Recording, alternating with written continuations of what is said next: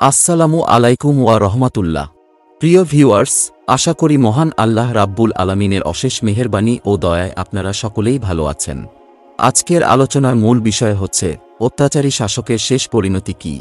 তাই এ বিষয়ে বিস্তারিত জানতে ভিডিওটি শেষ পর্যন্ত দেখার বিনীত অনুরোধ করছি।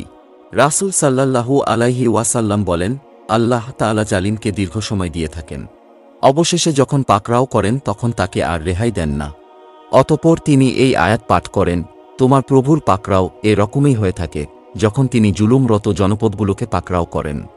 তার পাকড়াও অত্যন্ত যন্ত্রণাদায়ক, অপ্রতিরোধ্য। আল্লাহ তাআলা বলেন, আর আপনি কখনো মনে করবেন না যে জালিমরা যা করে সে বিষয়ে আল্লাহ উদাসীন।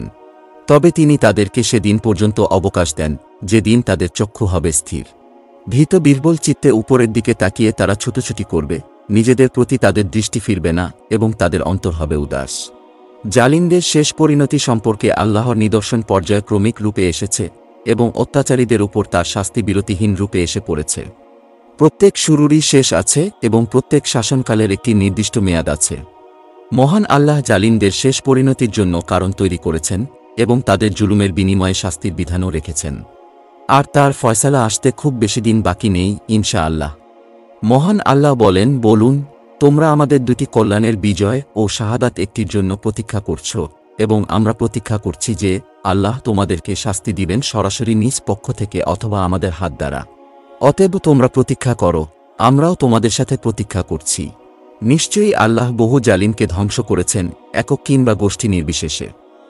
আল্লাহ তাআলা বলেন, আর আমরা আদ ও সামুদকে ধ্বংস করেছিলাম, তাদের বাড়িঘরের কিছু তোমাদের জন্য উন্মোচিত হয়েছে।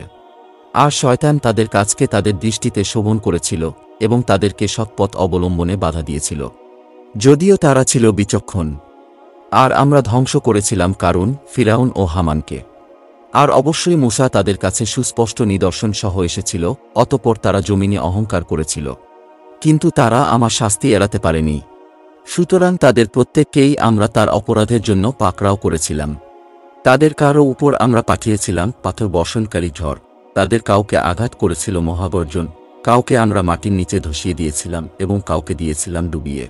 আর আল্লাহ এমন নন যে তিনি তাদের প্রতি জুলুম করবেন, বরং তারা নিজেরাই নিজেদের প্রতি জুলুম করেছিল। সে সকল জালিমরা যাদেরকে আল্লাহ সমন্বিতভাবে ধ্বংস করেছেন তাদের মধ্যে ছিল আদ ও সামুদ জাতির লোকজন, ছিল কারুন, ফিরাউন ও হামান। নিশ্চয়ই তাদের পরিণতি এবং ধ্বংসের কারণ সম্পর্কে আল্লাহ আমাদের আগেই অবহিত করেছেন।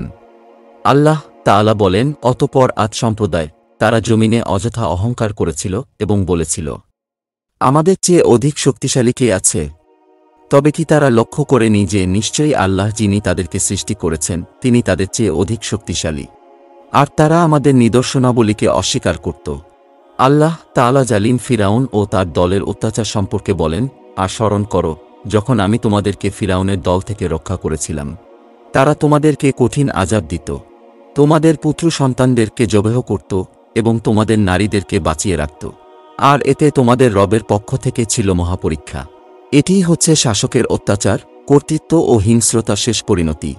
যুগে যুগে বিভিন্ন ভূখণ্ডে ফিরাউনের মতো জালিম শাসকদের আবির্ভাব হয়েছে, কিন্তু কোনো জালিমই চিরস্থায়ী হতে পারেনি।